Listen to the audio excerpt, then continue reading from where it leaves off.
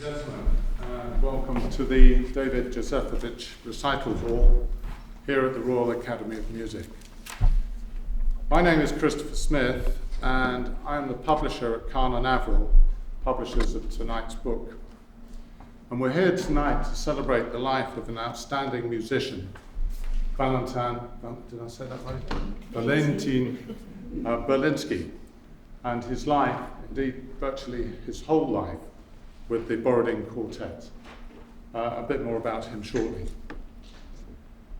We're particularly delighted that the Spiro Arc has chosen to collaborate with us this evening. For those of you who don't know it, the Spiro Arc is an educational charity which promotes and shares the importance of Jewish and Israeli history, culture, languages, and has been doing so for over 40 years. Their endeavours have been recognised by both Jewish and non-Jewish communities and cultural institutes here in the UK and all over the world. Given that 3 out of the 4 founding members of the Borodin Quartet had Jewish roots, it's entirely appropriate that the Spiro Arc should be our partner this evening. It is the brainchild of Nitzer and Robin Spiro, and we're really honoured to have them here with us tonight, so welcome.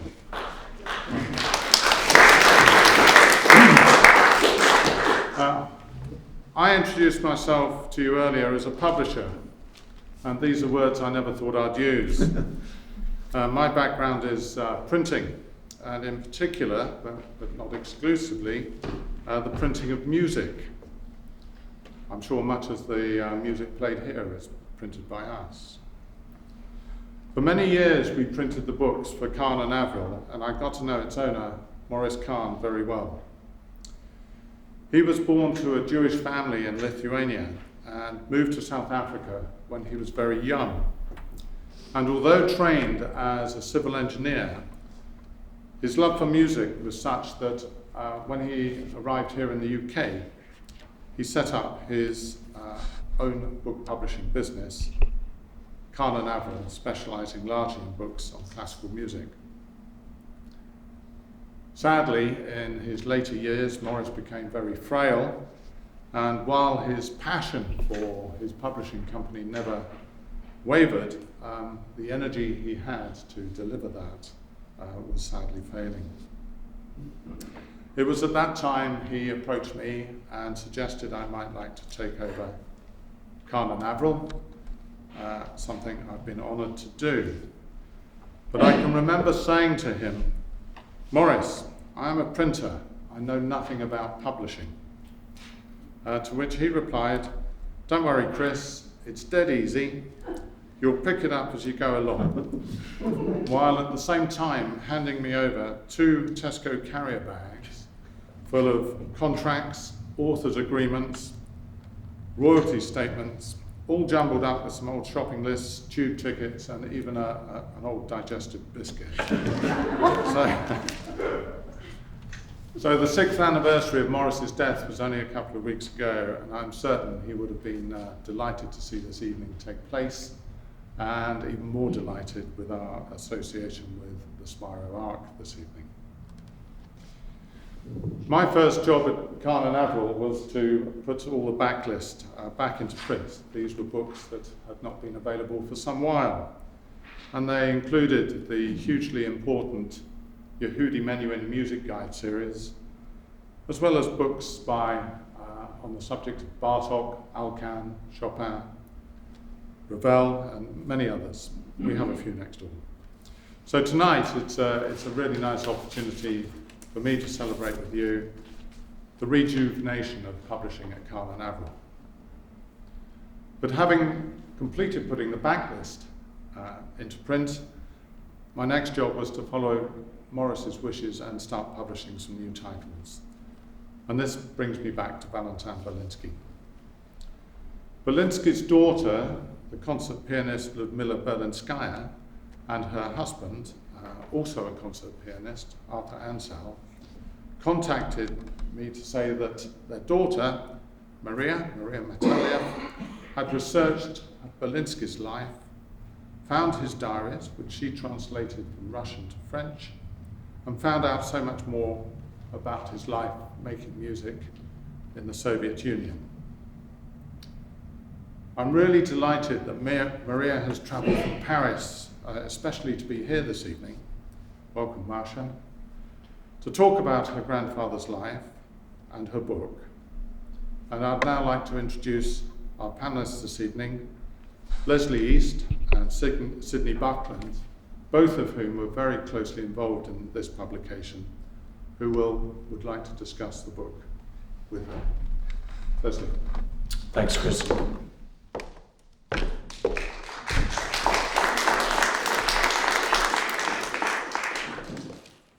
So a warm welcome to you all. As Chris has said, Maria, who we call Masha, so don't get confused, she has two names.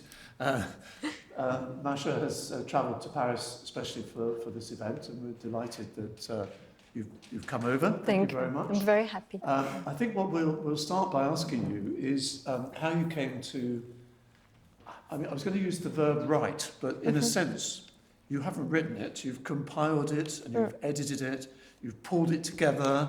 So just tell us, first of all, what started you on this great adventure? Okay, well, a few years after my grandfather passed away in 2008, I realized that we had a number of boxes full of archives. So there was his diaries, letters, press clips, programs, and notes, because he took notes on everything regarding his musical life. And also included was the first attempt to writing his life story, which was made by a Russian pianist and teacher, Vera Teplitskaya. And so she was, besides being a very talented pianist, she was also what you can call a Berlinsky groupie, in some sort. There was a number of them. So she would go to his concerts, to his master classes, to his home also. And whenever he was in the mood to talk, she would take notes and record him. So what I found was the transcriptions of these interviews, which form a vital part of the book. Right. And presumably all this material was in Russian? Yes, of course. So your task was? It was to put them into French. Right. And just explain why French, so your well, position. I was born in Paris. My whole family is Russian, obviously, and so I speak both Russian and French, and English. As you can hear. And so in 2013, I decided to hone my translation skills by practicing on my grandfather's writings. I didn't know at that point that it was going to be publishing material. And what I encountered then was a difficulty, because the material was very, very rich. There was a lot of, as I said, documents. So what I wanted to do was to preserve my grandfather's intentions, even his voice intonations, and at the same time creating a book that would render a coherent account of his life. Which I think you've done brilliantly. Thank you. And for which I'm going to tell you something, because I know Masha won't herself. She won a very illustrious prize in France, the Prix du Témoignage, part of a category of the Prix des Muses, which is a prestigious prize given to literature, but only on music. And it's founded by the Singer Polignac Foundation in Paris. And so that's very Thank good you. that she won that prize. We were delighted.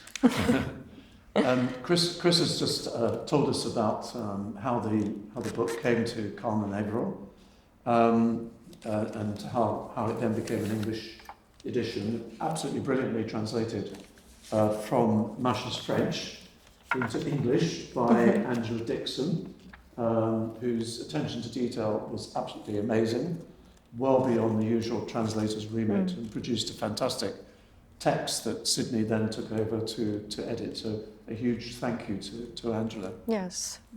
Okay. I would just like to say a few words about what we're doing here tonight. We want to show you certain aspects of Berlinsky's personality that are very rarely found in any articles on him, any criticisms of him, and these are the aspects that we are going to concentrate on tonight. They are his humor, which you never read about, his humanity, you don't hear much about that either, and above all, his compassion. And so I'm going to start by telling Masha that I've come across many musicians who tend to think of Berlinsky as a rather hard taskmaster, authoritarian, rigid in his views, almost fanatical. Would you say that he was fanatical? How did he seem to you? Actually, in a way, yes, you could say he was fanatical, a little strong, but he was very demanding. He was incredibly devoted to the quartet, to the task of creating the perfect quartet sound, to his students. Yeah. He was fanatical in his devotion to music in general. And I believe that if you have this kind of approach to music, it helps you bring a more humane perspective when you play on stage, maybe. But, and you can see it in the book, I think. You can see it from the earliest days. You can read his account of how the quartet worked when the members were all still students. Yes, we're going to discuss that, Leslie, aren't we? Because at that stage, they were not yet called the Borodin Quartet. No, that's right. This is the first picture we're going to show you. Yes. And, Marsha will tell Marsha you. will just tell you. So it's in 1946, keeping in mind that the quartet was founded in 1943. You can see Rudolf Barszaj on the left, who was the violist, and he went on to become a conductor. Rostislav Dubinsky, the first violin. Vladimir Rabey, who was the second violin, and Valentin Berlinsky, my grandfather. And yes. Yes, go on. No, it was... At this stage, they weren't called the Borodin, were they? No, not yet. What were they called at this point? They didn't really have a name. They were a student quartet at the Moscow Conservatory until 1947, at what point they were called the Moscow Philharmonic Quartet, with a few different members, until 1955, when they finally got the name Borodin. And it was a tedious task. You can read about it in the book. There's a very interesting passage in the book that under the Soviet system, a string quartet could not choose its own name. It had to be officially sanctioned by the state. And they played a very interesting game with the authorities, where they went along with a sort of pecking order of composers' names, starting with Glinka, which they knew they would never be granted the use of, Glinka. And then somebody else was the second one, and Borodin was the third. And when they got to the third, the commissar said, yes, fine, you call yourself the Borodin. And that's how they became the Borodin Quartet. Yes, which is a bit weird, because Glinka was considered to be a too big composer. He was the father of the Russian opera. I think they saved the name Glinka for the State Philharmonic Choir or something like that. Yes. And they thought Borodin is not so important, so it's okay. But he wrote beautiful chamber music, which is perfect for the, So yes, this is the student quartet. Sydney and Masha have mentioned the authoritative approach of Valentin to the early stages of the quartet. And there's a very interesting passage which I'm going to read to you in the book, in which Berlinsky describes how they worked in those early days. And I'll try and do my John Gielgud bit here. Technique took up half our time. The bow was divided into 8 parts marked with chalk, and each section would be worked on for hours to perfect various techniques such as staccato and spiccato. Dynamics were also worked on in very great detail. We played scales over and over again using different parts of the bow. We refined our intonation, and this all took a great deal of time. Our rehearsals could last 5 hours or more until we would collapse on the floor exhausted and then start work all over again. We put ourselves through such suffering because of unconditional love and devotion. At the end of our studies at the Conservatoire, we even took an oath of allegiance, which we sealed in blood with great solemnity. Not only did they take an oath of allegiance, but they also drew up an official document formulating the constitution of the quartet. This document has 18 points in it, but relax, we're not going to read you all 18, but Leslie has chosen 6 or 7 points just to give you the flavor of the passion with which this quartet was formed. So this was written just a year after this photograph was taken in July, August 1947. Berlinsky was 22 years old at the time. So I'll just give you 7 of the 18 points. 1. The quartet is our main duty. 2. All other activities are secondary. 3. The members of the quartet have equal rights. 4. The members must maintain relations based on mutual respect and trust. 5. Behaviour outside the quartet must be governed by pride in the honour of belonging to the quartet. 6. Any conversation that does not relate to the quartet is forbidden during rehearsals. 7. Any lateness for rehearsals will be punished by a fine. Oh, Masha, I wanted to ask you what happened to the fine. Who took the fine? It went into a sort of a kitty for general expenses for the quartet. And I think they put it in because Chebalin later was almost always late. So they had to do something about that. Yeah. So it was your grandfather who was responsible for drawing up the rules, wasn't it? I think they did it together, but still it reflects, of course, on this label, fanatical and authoritarian. Yes. But he was also very funny. He could be a big tease, actually. Yeah. And he was very warm and very humane. And everyone who knew him, as you can see him smiling. Twinkle in his eye. Yes, exactly. I love this photograph. Absolutely. And everyone who knew him knew this side of him, but we don't talk about it, of course, in the press articles. Yeah. Well, I would like to say that there's a very revealing passage in the book referring to an event that in itself wasn't so funny. In fact, it was actually quite awful. But Berlinsky managed to turn it into something quite humorous, wryly humorous. In 1947, the quartet took part in the Prague International Competition. And at that time, 3 of the quartet members had Jewish origins. They were Rostislav Dubinsky, Rudolf Barschai, and Valentin Berlinsky. I would like to read you Berlinsky's account of this event. He says, "We had got through the selection process and were anxiously awaiting the last round results in the corridor, not knowing what to do while the jury was deliberating.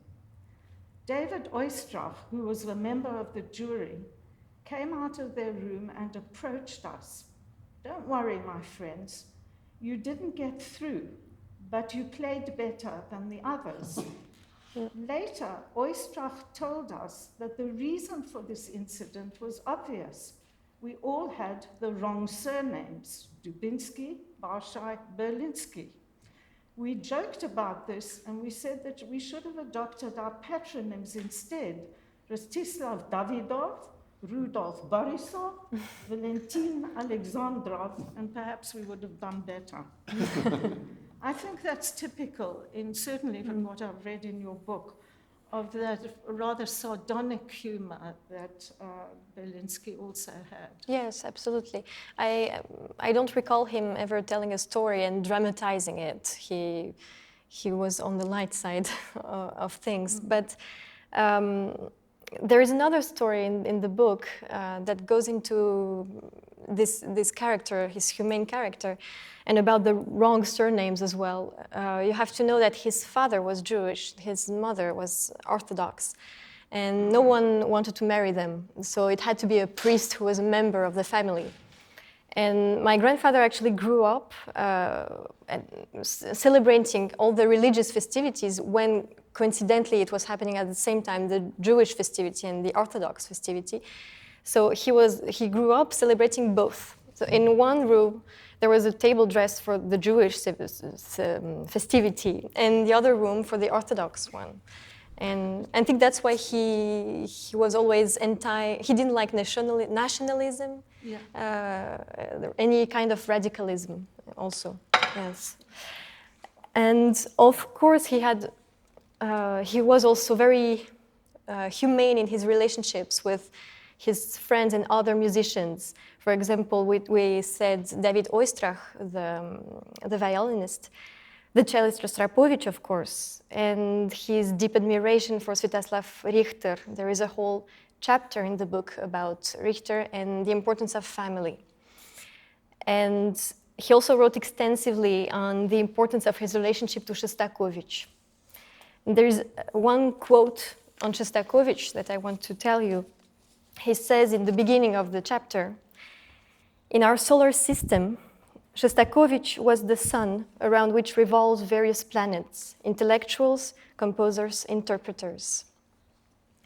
There's a picture there, yeah. Yes, exactly. So everything is written from left to right. Shostakovich in the middle, Yeah. yes. And my grandfather on the left. Does that make sense to read it there? Yes. Just before we talk about the relationship with Shostakovich, which obviously went extremely deep, one of the fascinating things about this book, in my humble opinion, having had something to do with it, is what the information you can glean about the quartet's activities from the appendices. And if you do have a copy or do get your hands on a copy, which we hope you will, do look at this, because for one thing, there is a complete repertoire list. Every single piece that the quartet ever played is listed in one of the appendices. What is also interesting is where they went around the world and all the tours that they did. The two things which I'm going to pick out from that just before we talk about the Shostakovich quartet.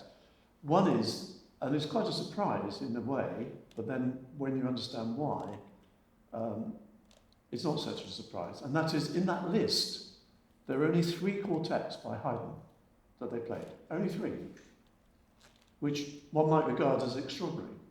Now, the reason for that is when you look at the names of the composers who wrote for them, they were absolutely inundated. Because one of the great things about the Borodins is they played contemporary music. They played the music of their compatriots.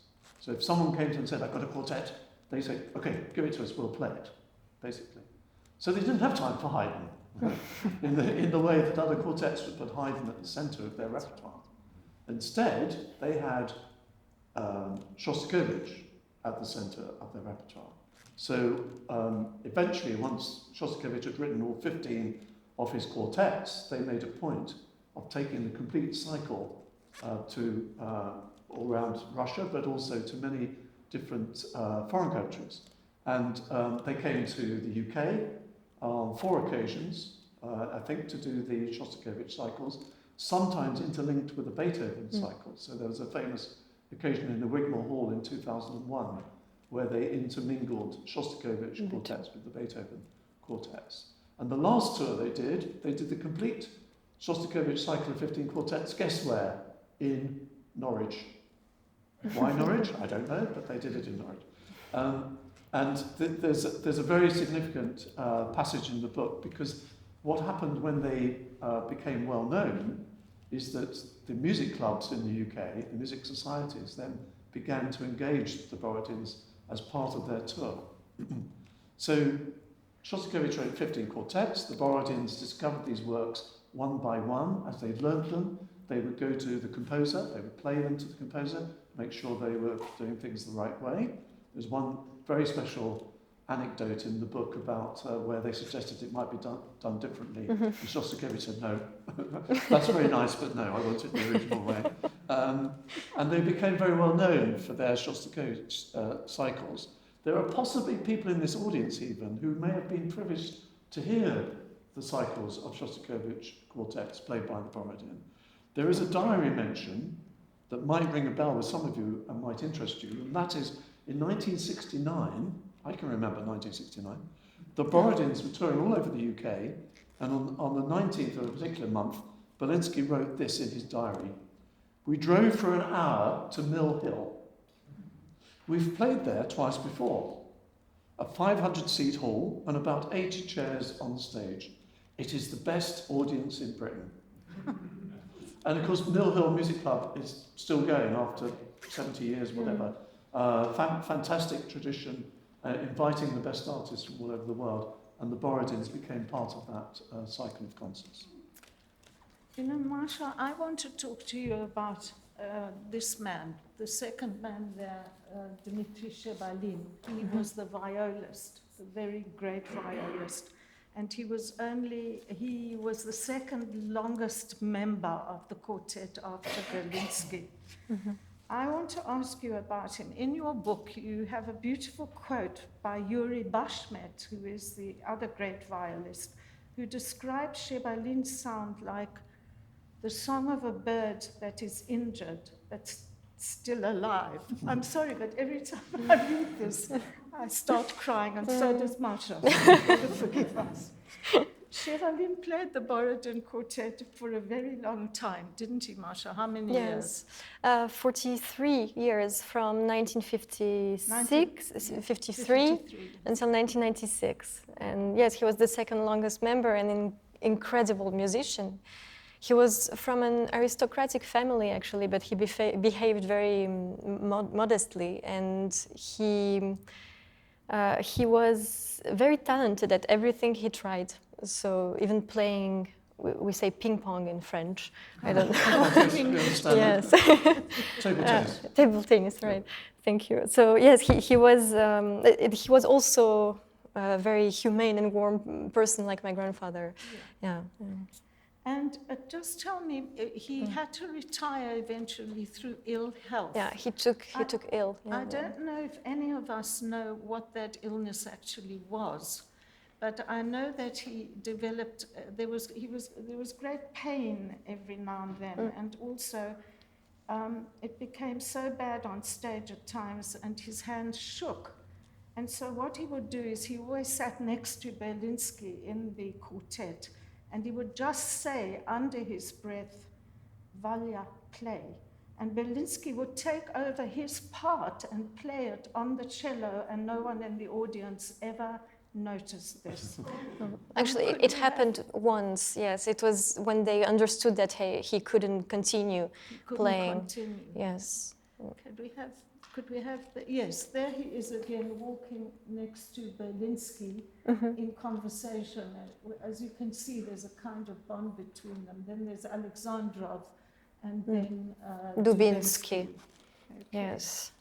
So, Leslie, there's a passage I want you to read because it's just too much for both Marsha and I to read. I've got to keep my cool while I read it.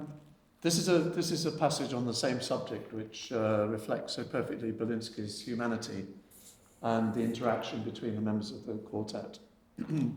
So Shebalin said this: Valentin Berlinsky and I were side by side for over 40 years, playing like one player at our daily rehearsals and on stage.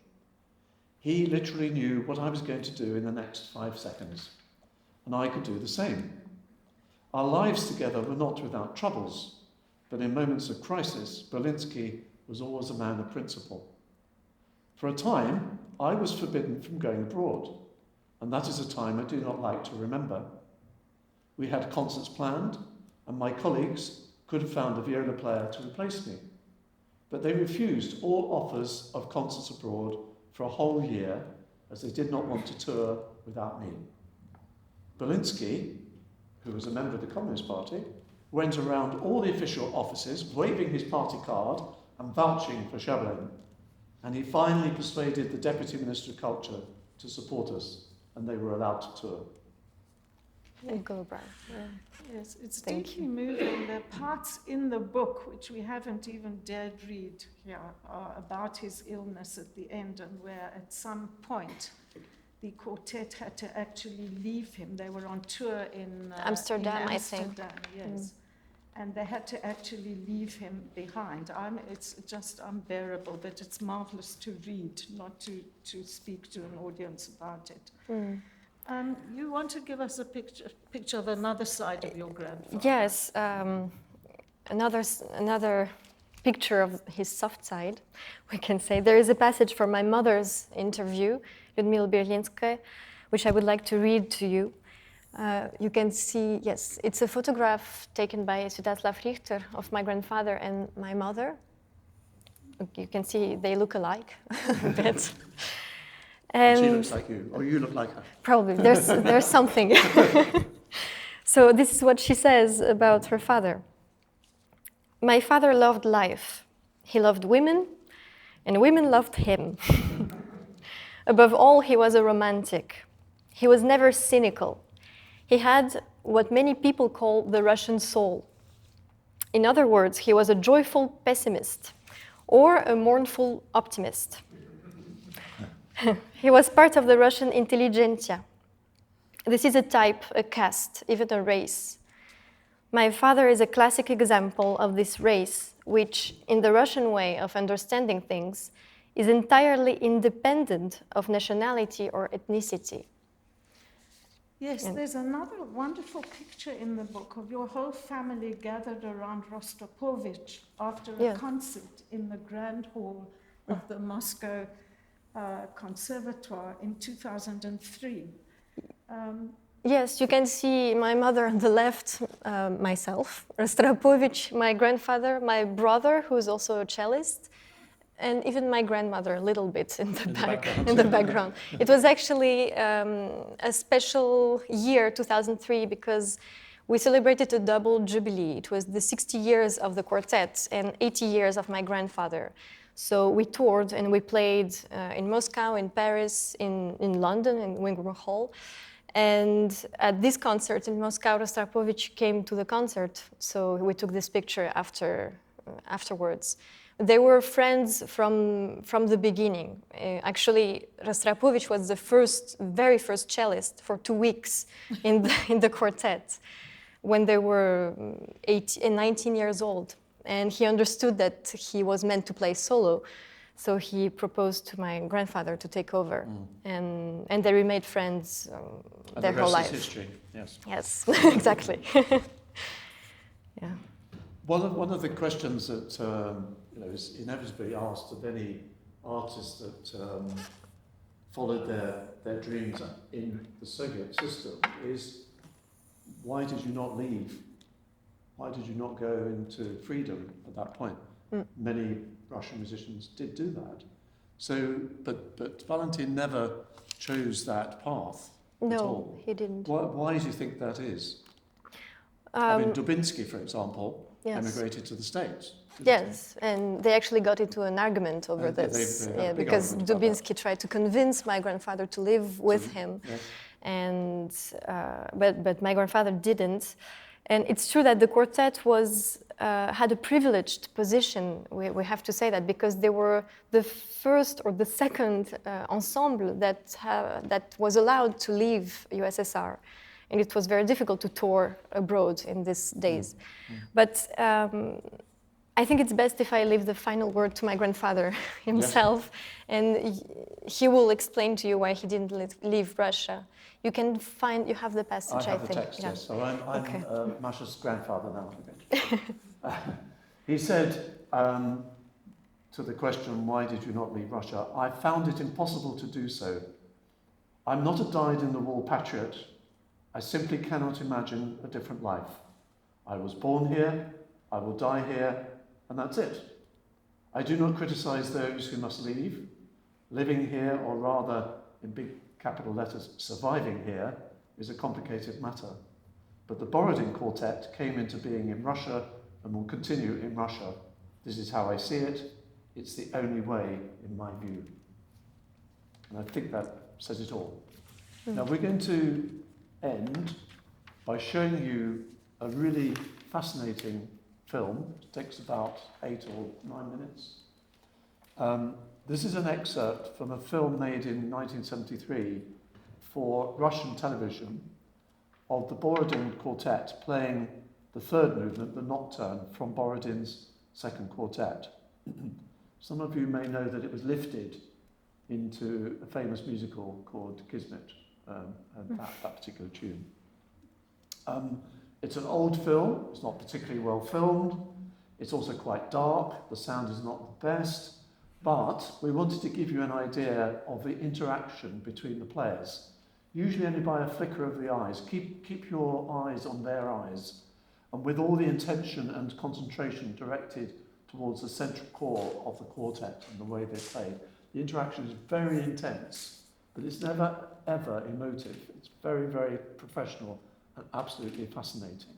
So we're going to join you in the audience now, and I'm just going to turn on the wonderful film.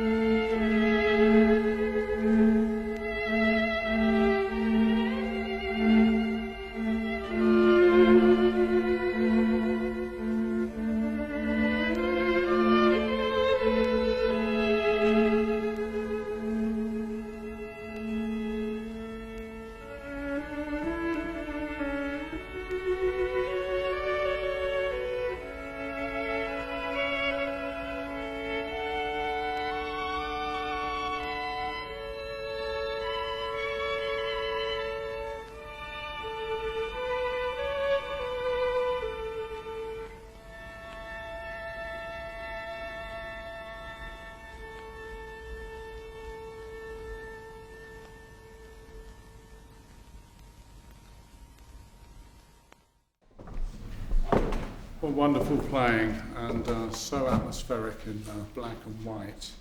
The Borodins are their very best, I think.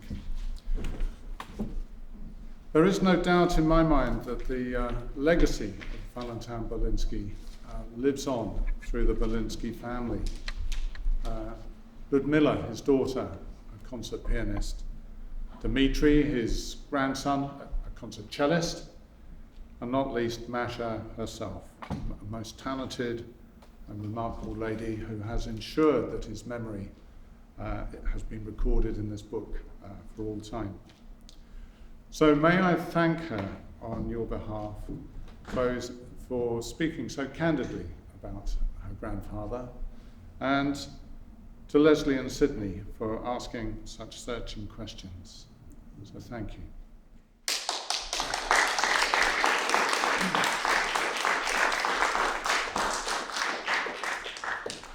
May I also add my own thanks. This book means that Carmen Avril is definitely back publishing again. It's our first new book, first of many. And I'd like to thank, in particular, Sydney Buckland and Vanya Milanovic from the Spiro Arc for really putting this evening together. And once again, our partners tonight, the Spiro Arc itself. Our speakers will be pleased to invite you through to the lobby right behind me here, where you may like to ask some questions. Masha will be very happy to sign some books for you. And for every book sold tonight, we will be making a donation to the Spiro Arc. So I look forward to meeting you all shortly, and thank you so much for coming along tonight. Thank you.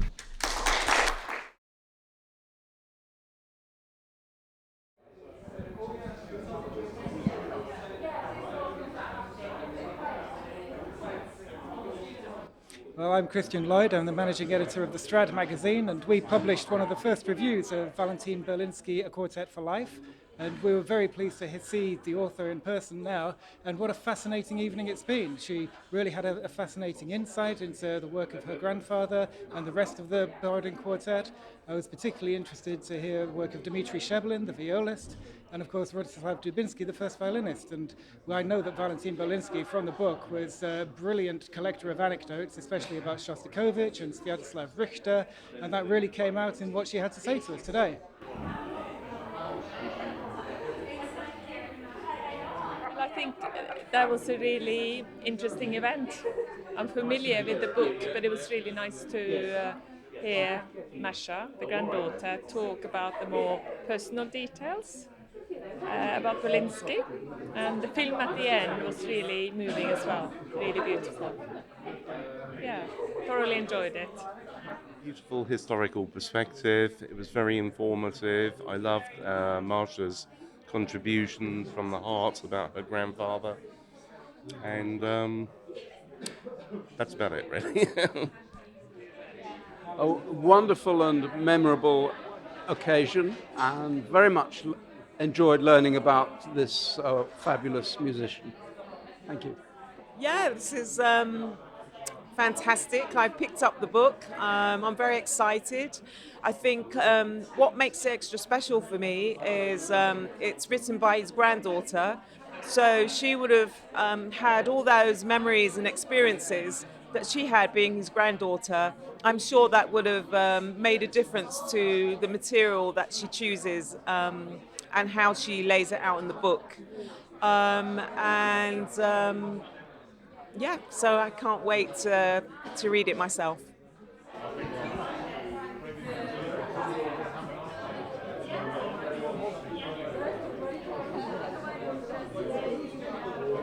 So I am Masha Mutalaev. I'm the author of a book about my grandfather, Valentin Berlinsky, who was a cellist and played in the Borodin Quartet for over 60 years. And it is a book that was published thanks to Sydney Buckland, Christopher Smith at Canon Avril. And we're here in London tonight celebrating my grandfather and this book, thanks to Spiro Arc at the Royal Academy of Music. And I just wanted to tell you a story about first why we said we didn't want any questions tonight after the talk. My grandfather had a favorite program, concert program. It was the 15th Quartet of Beethoven and the 15th Quartet of Shostakovich.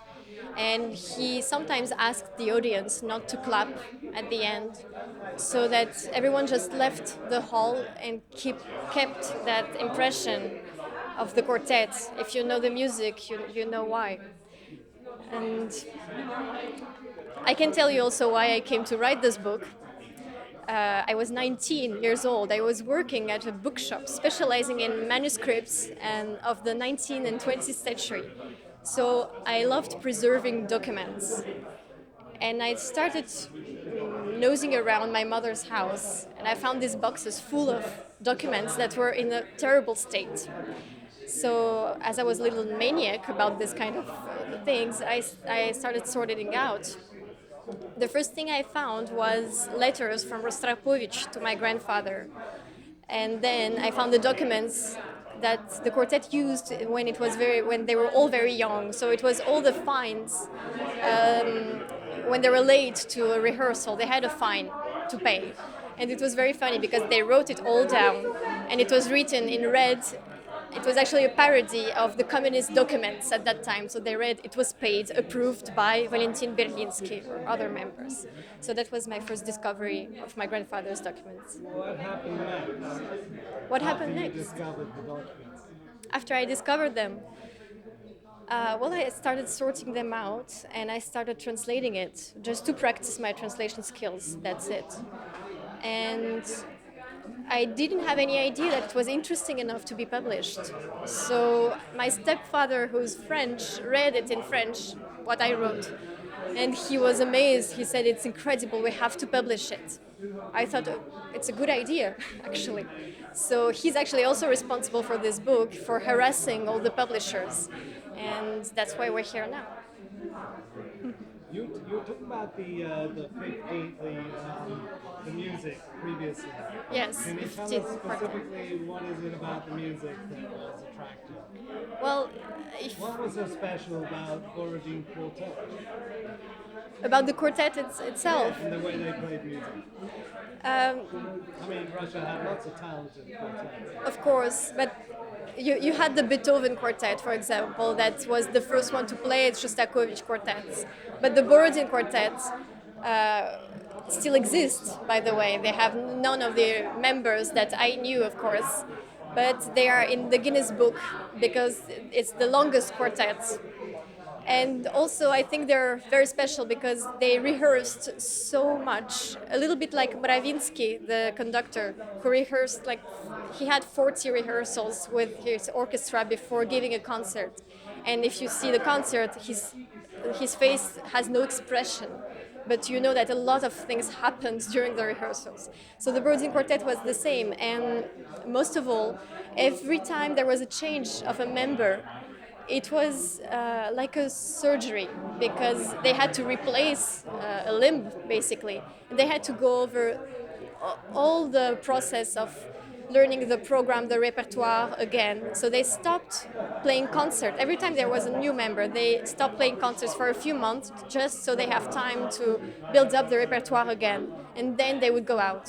There was a question of quality that was, every quartet should play it that way, should rehearse that way, but it was exceptional. Yeah.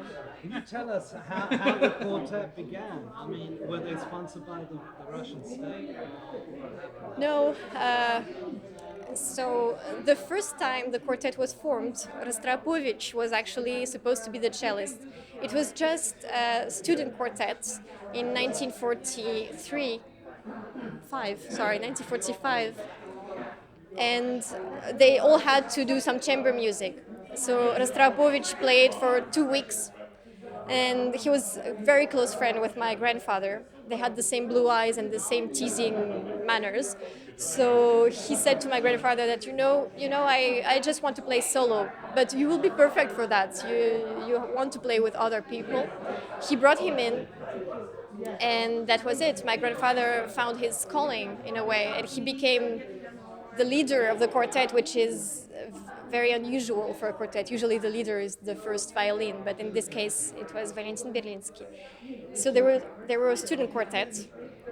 It was the war, 45, so they didn't have much to do. They rehearsed a lot. They played at funerals. They played everywhere they could. And that's why they wrote this constitution that they signed in blood. Because they were all very close. You can imagine 4 young men spending all their time together, playing pranks on each other. So that's how it started. And what about the future? What's going to happen next? About the book? Yeah. Well, I hope, of course, there will be another translation in many languages. We actually have one possibility in Japanese because he's very loved in Japan. My good friend, who's the grandson of Dietrich Fischer-Dieskau, who is actually translating it into German, so I'm hoping it will work out. And just, I want the book to live, to exist. What about you? You going to be performing music, writing more books? Or? I diverge a little bit from the family path, so I'm a concert pianist. But for the last few years, I actually teach literature, which is my other passion, and translation, of course, because I speak many languages, which I love. So I just founded an institute for critical thinking in Paris, and I continue to teach literature in schools in Paris, and music as well, of course.